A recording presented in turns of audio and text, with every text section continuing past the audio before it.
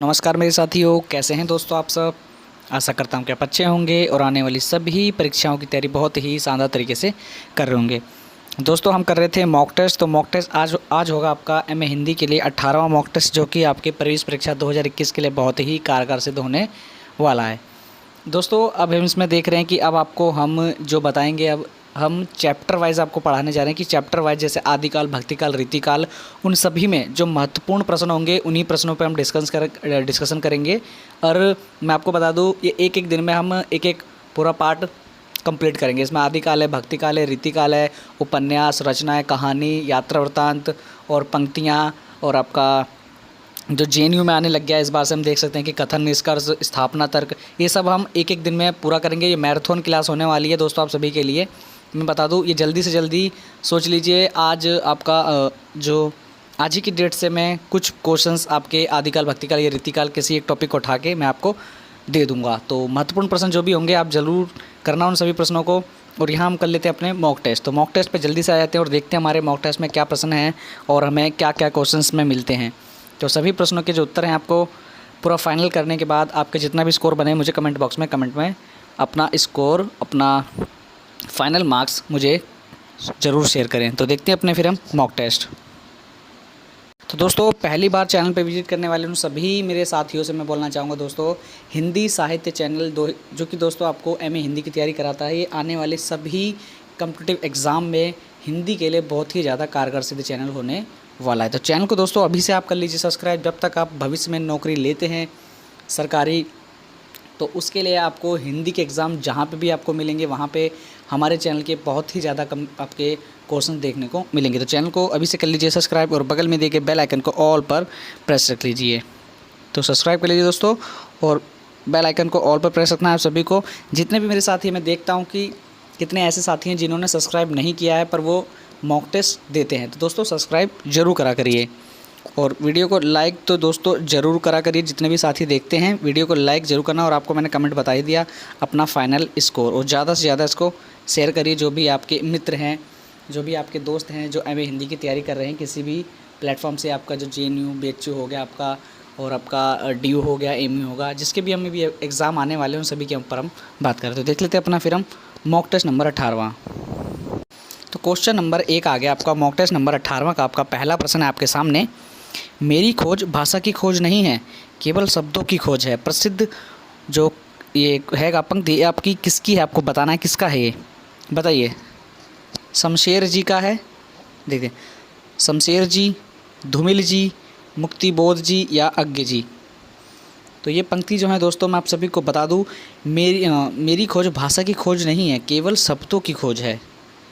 तो ये जो पंक्ति है आपको मैं बता दूं, इन ऑप्शनों में आपका जो सटीक उत्तर जाता है, आपका सही विकल्प जाता है आगे जाएगा। कौन सा? आगे। जितने भी मेरे साथ आगे लगा रहे हैं उन सभी का जो पहला प्रश्न है, मेरी खोज भाषा की खोज नहीं है, केवल शब्दों की खोज है। इन सभी प्रश्नों को याद करिए। अगर आपको आता है तो बहुत बढ़िया, अगर नहीं आता तो नोट डाउन जरूर करिए। तो बढ़ते अपने फिर दूसरे क्वेश्चन की तरफ। तो आपका दूसरा क्वेश्चन आ गया आपका अभिकथन और तर्क से रिलेटेड है आपका क्वेश्चन है। इसको पढ़िए और सही से विकल्प का चयन करिए। अभिकथन दिया गया है आपको, आधुनिकता का मूल सरोकार विवेकशीलता से है, विवेकशीलता से है। तो इसका आपने देख लिया अभिकथन है, और तर्क हम देख लेते हैं। तर्क है आपका, आधुनिकता सदैव परंपरा विरोधी होती है। तो ये तर्क है आपका, और आपने अभिकथन भी देख लिया। और इसका सही विकल्प बताइए इन सभी में से क्या हो जाएगा। आधुनिकता का मूल सरोकार विवेकशीलता से है, ये आपका स्थापना, आपका अभिकथन हो गया। और आपका जो तर्क दिया गया, इसके अंदर तर्क दिया गया है, आधुनिकता सदैव परंपरा विरोधी होती है। तो आपका जो सही विकल्प चला जाएगा दूसरे में दोस्तों मैं बता दूं, आप इसमें देख ही सकते हैं। इसमें जो हमारा सही विकल्प होगा मैं बता दूं आपको, ऑप्शन नंबर सी होगा। अभिकथन जो दिया गया है एकदम करेक्ट है, आधुनिकता का मूल सरोकार विवेकशीलता से है। और जो ऑप्शन आपका जो तर्क दिया गया है आर, जिसमें तर्क हम बोलते हैं आधुनिकता सदैव परंपरा विरोधी होती है, तो ये कथन गलत है। तो इसमें यही हो जाएगा, ए सही है परंतु आर गलत है। तो बढ़ते अपने तीसरे क्वेश्चन की तरफ। तो क्वेश्चन नंबर तीसरा आपकी स्क्रीन पे आ चुका है। उत्तर लगाने का प्रयास करें मेरे साथियों, क्या हो जाएगा? कौन सी पुस्तक सुमित्रा नंदन पंत द्वारा लिखित नहीं है? नहीं है पुस्तक आपको बतानी है, कौन सी नहीं है। तो इसके अंदर दोस्तों ये 4 ऑप्शन आपको दिए गए हैं। इसका जो मैं सही विकल्प बता दूं दोस्तों आप सभी को, अगर आपको नहीं पता है तो मैं आपको बता दूं, सुमित्रा पंत जी ने निर्जा जो ऑप्शन नंबर डी में आ रहा है इसको लिखा नहीं है, समझ गए? तो निर्जा इसका करेक्ट आंसर हो जाएगा तीसरे क्वेश्चन का। बढ़ते हैं अपने फिर हम चौथे क्वेश्चन की तरफ। तो क्वेश्चन नंबर 4 आपकी स्क्रीन पर आ चुका है। पंक्ति दी हुई है, आप सभी को इस पंक्ति में अलंकार बताना है। क्या है? अलंकार बताना है। उसी तपस्वी देख लेते हैं एक बार दोबारा से हम।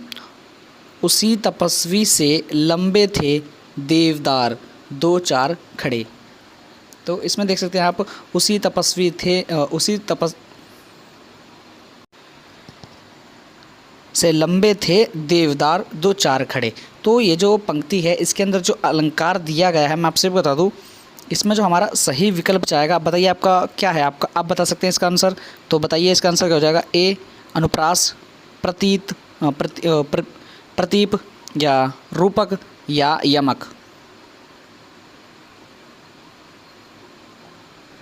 उस तपस्वी से लंबे थे देवदार 2-4 खड़े। ये जो पंक्ति है इसके अंदर जो अलंकार, सही अलंकार दोस्तों मैं आप सभी को बता दूं, चौथे में हमारा क्वेश्चन नंबर 4 में प्रतीप इसका सही विकल्प चला जाएगा। तो ऑप्शन नंबर बी इसका सही विकल्प होगा, समझ गए? प्रतीप इसके अंदर अलंकार है, समझ गए? तो बढ़ते हैं अपने फिर हम 5वें क्वेश्चन की तरफ। तो दोस्तों यहाँ पे आपका मैंने बताया था आप सभी को मैं एक ही क्वेश्चन में काफ़ी ज़्यादा कंटेंट देने का प्रयास करूँगा। तो यहाँ पे मैंने पत्रिका रख दी हैं। यहाँ आपको देख सकते हैं कि आपको 5 पत्रिका मिल रही हैं, 4 हो गई, 1 2 3 4, हाँ तो 4 पत्रिका हैं आपको। चारों पत्रिका को आपको सबसे पहले तो आपको उसका क्रम बताना है, कौन सी पहले आई उसके बाद कौन सी आई, समझ गए?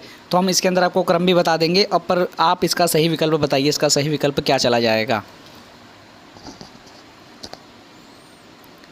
तो इसमें जो हम अपना सही विकल्प देख लेते हैं, जो हमारा सही विकल्प क्या होगा। तो अगर आप सभी ने इसके अंदर ऑप्शन नंबर सी पे लगाया है, ऑप्शन नंबर सी पे, तो सही विकल्प है। बाकी आपको देखना है आपने क्या विकल्प लगाया है, उसका जो क्रम है मैं आपको सभी को बता दूं कि जो हमारी कविवचन सुधा है ये 1867 की है, और बात करें कि सरस्वती जैसे आप सभी को पता होगी ये 1900 की है, और हंस जो है हमारी 1930 की है, और धर्मयुग जो कि आप सभी को पता है 1950, समझ गए?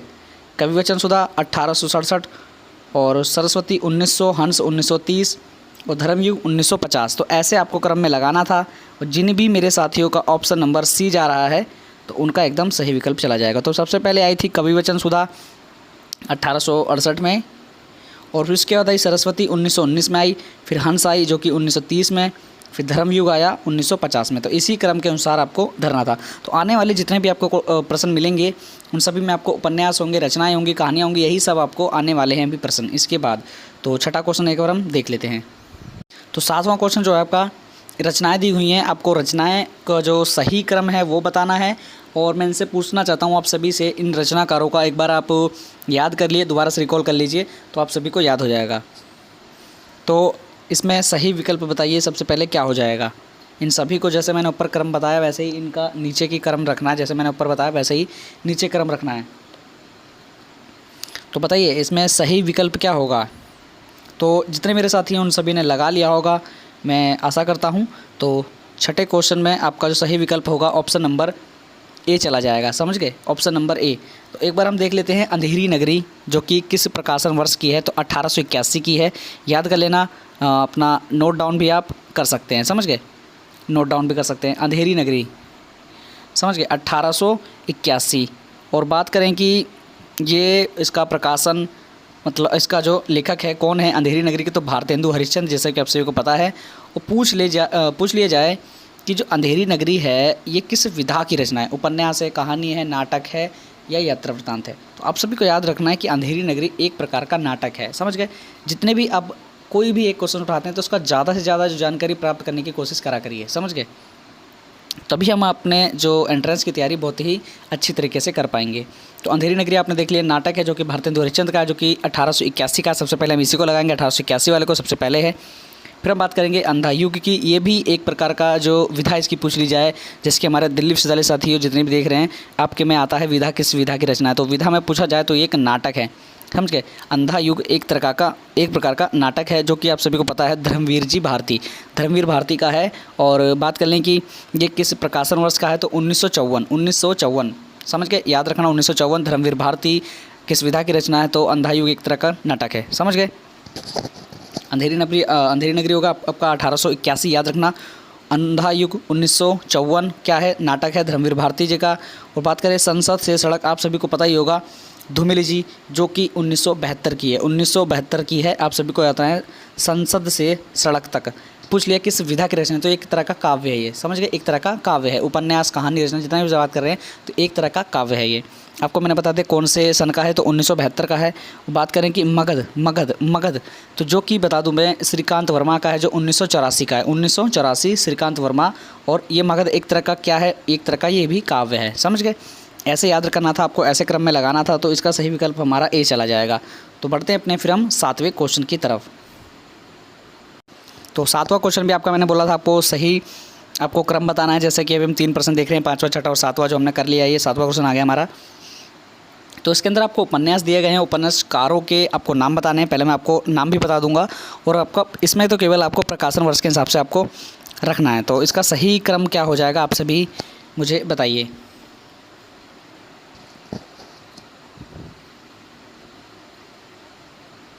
तो मैं आशा करता हूं कि अभी आपने सबने प्रकाशन का जो क्रम है रख लिया होगा। तो ऑप्शन जिसका भी मेरे साथी का ऑप्शन नंबर डी पे जा रहा है, तो उन सभी का सही है। ऑप्शन नंबर डी इसका एकदम ठीक है, ऑप्शन नंबर डी इसका एकदम ठीक है, समझ गए। अब हम इसको एक बार देख लेते हैं, इसका प्रकाशन वर्ष और इसके जो उपन्यासकार हैं वो क्या हैं। तो सबसे पहले हम बात करेंगे सेवा सदन की। तो इसका प्रकाशन वर्ष बता दूं मैं 1918 की है, याद करते रहिए, नोट डाउन करते रहिए। 1918 सेवा सदन, जो कि आप सभी को पता है ये मुंशी प्रेमचंद्र जी की है, आप सभी को याद रखना है। बात करें कि आगे आ रहा है हमारा त्यागपत्र। तो त्यागपत्र जैसे कि आप पता होगा जैनेन्द्र कुमार जी का है, समझ गए, जैनेन्द्र कुमार 1937 जैनेन्द्र कुमार त्यागपत्र, याद रखिए, समझ गए। बहुत ही महत्वपूर्ण होते हैं, इसीलिए ये आपको मॉक टेस्ट में कराए जाते हैं उपन्यास।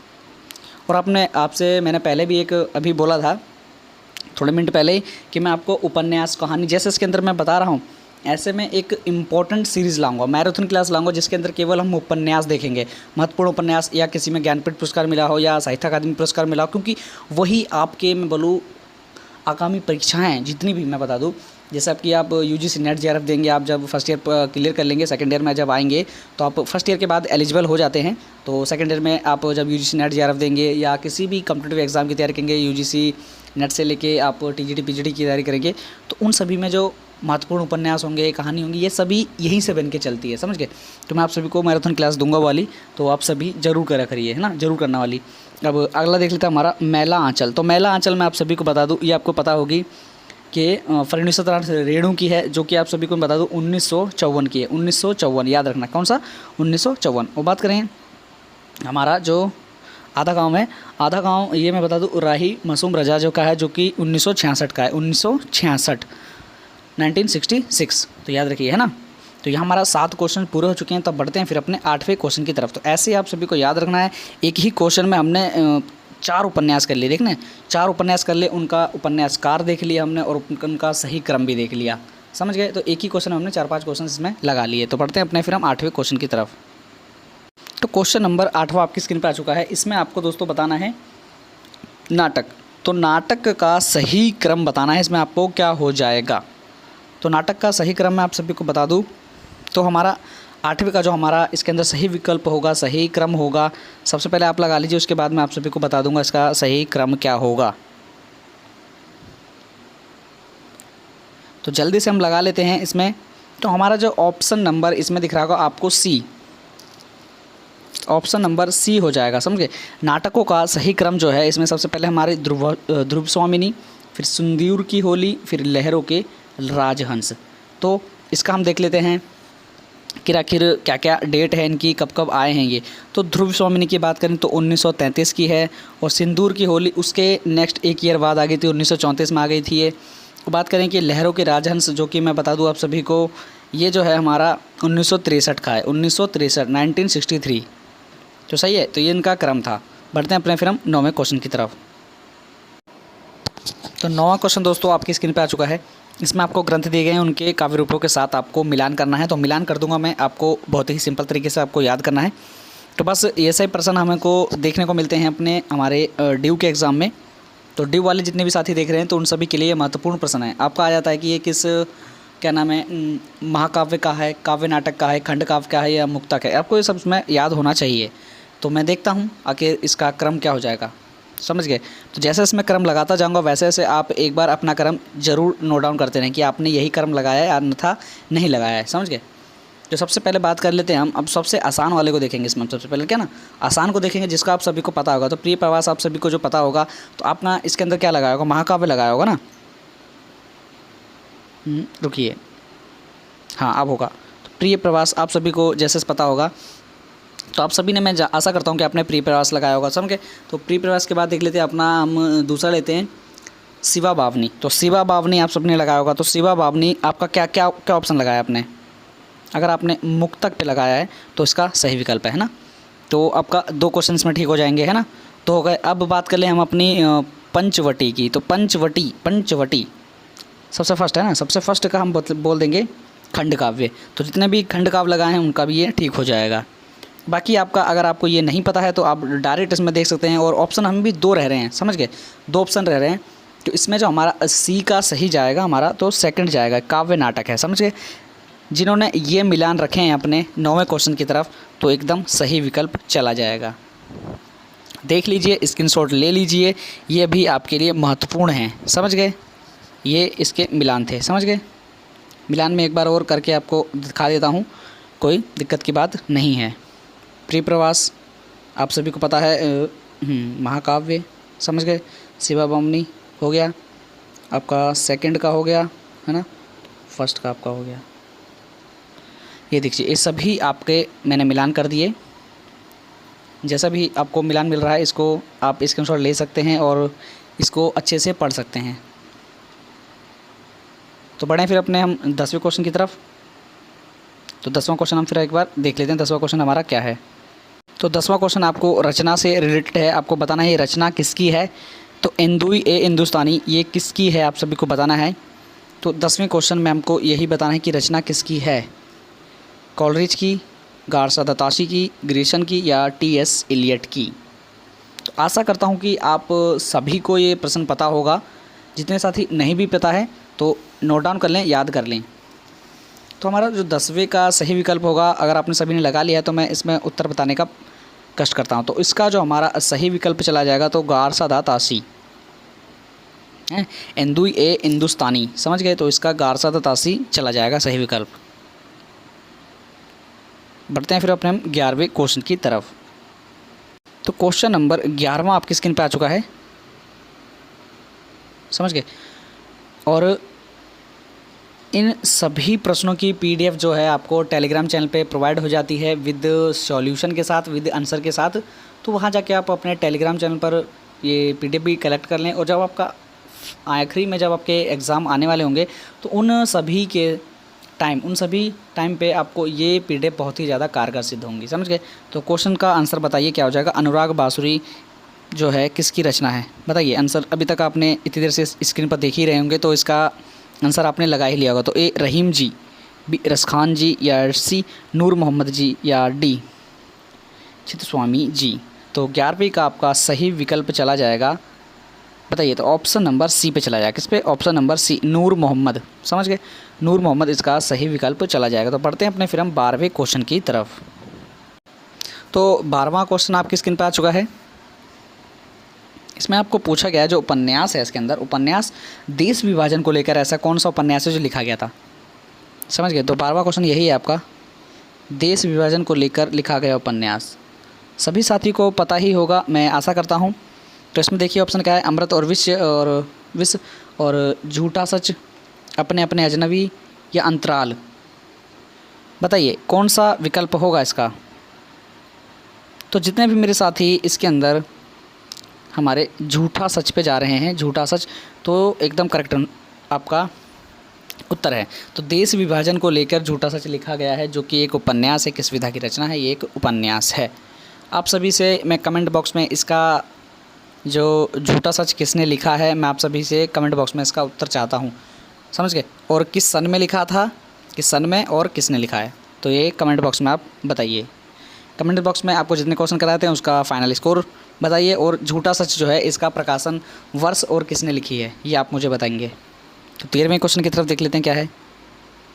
तो 13वां क्वेश्चन जो आ चुका है आपकी स्क्रीन पर, इसके अंदर आपको पूछा गया कि धातु सेन जो है, धातु सेन प्रसाद के किस नाटक का पात्र है? किस प्रसाद जी के किस नाटक का पात्र है? तो जितने भी हमारे दिल्ली विश्वविद्यालय छात्र हैं उन सभी के क्वेश्चनों में आ जाता होगा कि ये पात्र किसका है, तो पात्र बताने होते हैं ना।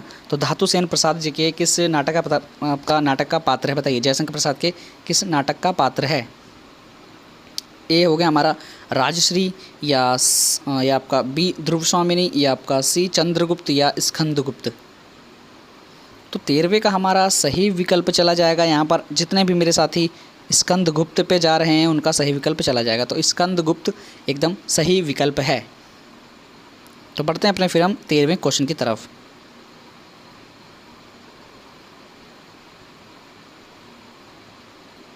चौदहवां क्वेश्चन दोस्तों आपका, ये 14वां क्वेश्चन है। तो आपके लिए लेवल थोड़ा सा बढ़ाया जा रहा है। तो बताइए इसमें सही विकल्प आपका क्या होगा? व्यंजना शक्ति का कार्य क्या है? तो ऑप्शन देख लेते हैं हमारे। ऑप्शन क्या है एक बार? मूल अर्थ का व्यक्त करना, मूल अर्थ को व्यक्त करना, या परियोजना को व्यक्त करना, या मुख्यता की व्याख्या करना है, समझे। और डी है हमारा मुख्यार्थ में छिपे अकथित अर्थ को व्यक्त करना। तो ऑप्शन नंबर डी, समझ गए। तो हमारा डी हो गया। आपको इसमें सही विकल्प बताना है। इसका सही विकल्प क्या होगा? व्यंजना शक्ति का कार्य क्या है? तो इसमें ऑप्शन नंबर आपका, जितने भी मेरे साथी डी पे जा रहे हैं, डी पर, समझ गए, डी पर, तो उन सभी का डी एकदम सही विकल्प चला जाएगा। तो ऑप्शन नंबर डी इसका सही विकल्प है, समझ गए। तो बढ़ते हैं अपने फिर हम नेक्स्ट क्वेश्चन की तरफ। तो 15वां क्वेश्चन है आपका। 15वां क्वेश्चन आपकी स्क्रीन पर आ चुका है। इसमें आपको बताना है कि ये सिद्धांत किसका है, समझ गए। सिद्धांत आपको पूछा गया है, तो सिद्धांत आपको बताना है। काव्य में निर्व्यक्तिकता सिद्धांत के स्थापना किसने की है? तो आपको इसके अंदर बताना है आखिर ये स्थापना जो सिद्धांत है इसकी स्थापना किसने की है। तो ऑप्शन देख लेते हैं। ऑप्शन नंबर ए आपका कॉलरिज, बी मैथ्यू अर्नल्ड, और टी.एस. एलियट, या आई.ए. रिचर्ड्स। तो देखिए और सही विकल्प लगाने का प्रयास करिए। क्या हो जाएगा इसका सही विकल्प? तो जितने भी मेरे साथी इसके अंदर ऑप्शन नंबर सी पे जा रहे हैं, ऑप्शन नंबर सी पर, तो एकदम सही विकल्प चला जाएगा। तो ऑप्शन नंबर सी ही इसका सही विकल्प है, टी.एस. एलियट, समझ गए। तो नेक्स्ट क्वेश्चन देखते हैं फिर क्या है। यहाँ पे आ गया आपका जेएनयू वालों के लिए। आपको स्थापना और तर्क दी गई है। आपको इसमें सही विकल्प बताना है, क्या हो जाएगा। हम कल से करते आ रहे हैं स्थापना तर्क के क्वेश्चंस, और कथन निष्कर्ष के भी हम एक आधे क्वेश्चन आपको जोड़ते रहेंगे हर मॉक टेस्ट में। तो यहाँ बताइए आपका 16वें का सही विकल्प क्या होगा। तो हमारा एक बार हम स्थापना देख लेते हैं क्या है कि हमारा भक्तिकालीन हिंदी कविता लोक मंगल के प्रति समर्पित है। तर्क क्या है? लोकहित भक्ति काव्य का मुख्य उद्देश्य है, ये हमारा तर्क है। तो हम देख लेते हैं इसमें ए सही है, आर दोनों सही हैं, ए आर दोनों गलत हैं। ए सही है परंतु आर गलत है, ए गलत है परंतु आर सही है। तो बताइए इसमें सही विकल्प क्या होगा। 16वां आपने सभी ने देख ही लिया होगा। तो यहाँ पर हम देख लेंगे 16वें का जो हमारा सही विकल्प होगा, स्थापना दी हुई। स्थापना हम देख लेते हैं दोबारा एक बार। स्थापना देख लीजिए, भक्तिकालीन हिंदी कविता लोक मंगल के प्रति समर्पित है। तो एकदम सही विकल्प है, एकदम सही है। तो जिसने भी स्थापना ए को सही माना है तो एकदम सही है। और तर्क देख लेते हैं अपना हम। तर्क हमारा लोकहित भक्ति काव्य का मुख्य उद्देश्य है, मुख्य उद्देश्य है। तो ये भी एकदम ठीक है। तो दोनों ही ठीक हैं इसके अंदर। तो ऑप्शन नंबर ए चला जाएगा। ऑप्शन नंबर ए, जितने भी मेरे साथी ने ए लगाया है तो इसका स्थापना तर्क का क्वेश्चन 16वां एकदम ठीक हो जाएगा। 17वां क्वेश्चन देख लेते हैं कि 17वां क्वेश्चन क्या है।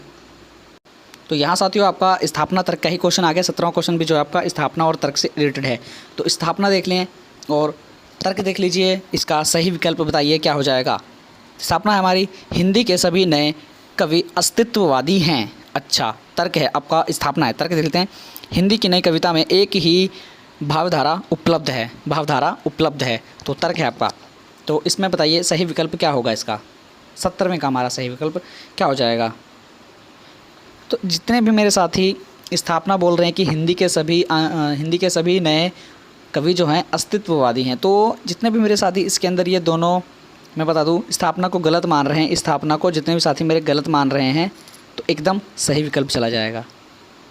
स्थापना गलत है, समझ गए। स्थापना जिसने गलत बोला है कि इसमें स्थापना गलत दी हुई, तो एकदम सही विकल्प चला जाएगा।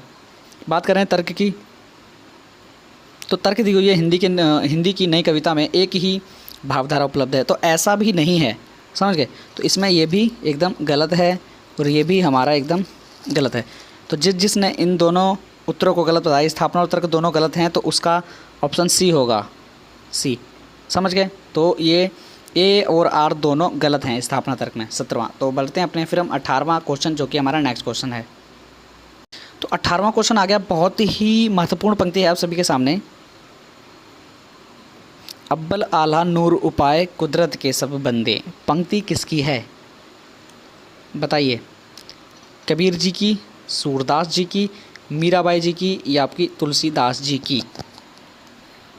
बताइए। अव्वल आला नूर उपाय कुदरत के सब बंदे, तो हमारा 18वें में सही विकल्प होगा option number A. Option number A. जितने भी मेरे साथी ऑप्शन नंबर ए पे जा रहे हैं, कबीर जी पर, कबीर जी, अव्वल आला नूर उपाय कुदरत के सब बंदे, ये पंक्ति जो हमारी कबीर जी की बहुत ही फेमस पंक्ति है, जो कि आपकी कॉम्पिटिटिव एग्ज़ाम में देखने को मिली है।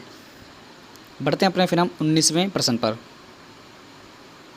तो क्वेश्चन 19वां आपका लेखक से पूछ रहा है, आपका लेखक बताना इसके अंदर। राम की लड़ाई, राम की लड़ाई, ट्रिक बना लीजिए कि राम की लड़ाई आखिर किससे हुई थी।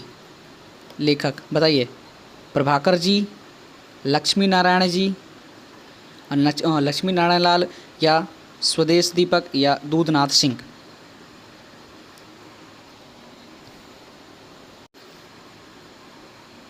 तो जितने भी मेरे साथी इसके अंदर ऑप्शन नंबर बी पर जा रहे हैं, जितने भी मेरे साथी ऑप्शन नंबर बी पर जा रहे हैं, लक्ष्मी नारायण लाल, तो वो सही हो जाएगा, समझ गए। लक्ष्मी नारायण एकदम सही विकल्प चला जाएगा। तो बढ़ते हैं अपने फिर हम नेक्स्ट क्वेश्चन की तरफ। तो क्वेश्चन नंबर 20 आज यहाँ पे हमारा एंड होता है मॉक टेस्ट का। तो सभी 5 बजे वाली क्लास में आ जाया करिए, अपना लाइव मॉक टेस्ट दिया करिए और सभी प्रश्नों को करा करिए। उसमें आपको पता चलेगा कि जो कमेंट बॉक्स में जो कमेंट बच्चे करते हैं उन सभी के क्वेश्चन सही हैं, गलत हैं, कि आपके ही सही हैं।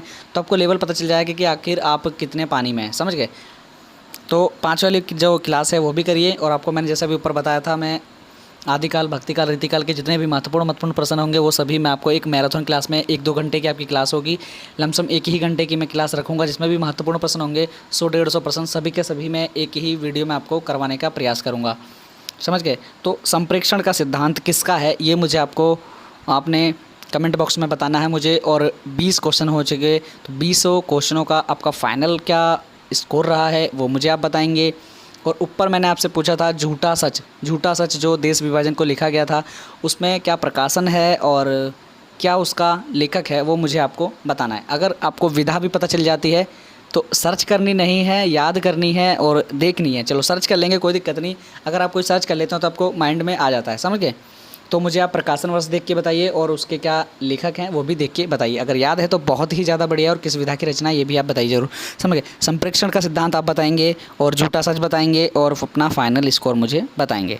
तो जब इतने क्वेश्चन आप करेंगे ना तो आपके माइंड में अपने हाथ ही याद हो जाएगा, समझ गए। अपने हाथ ही याद हो जाएगा जब आप दिमाग देंगे कि आखिर इसका आंसर क्या है, समझ रहे हैं। आपको टेलीग्राम चैनल पर तो मिल ही जाएगा इसका आंसर, पर जब आप अपने हाथ से करेंगे, अपने आप से टाइम लगाएंगे, तो आपको ज़्यादा चीज़ें याद होंगी, समझ गए। इसलिए मैं क्वेश्चन देता हूँ आपको कमेंट बॉक्स के लिए। तो यहाँ हमारे 20 क्वेश्चन पूरे हो चुके हैं मॉक टेस्ट में। तो 5 बजे वाली क्लास में सभी मेरे साथी हैं, आ जाया करिए। जितने भी 1000 महत्वपूर्ण प्रश्न हो रहे हैं आपके बहुत ही कारगर सिद्ध होंगे।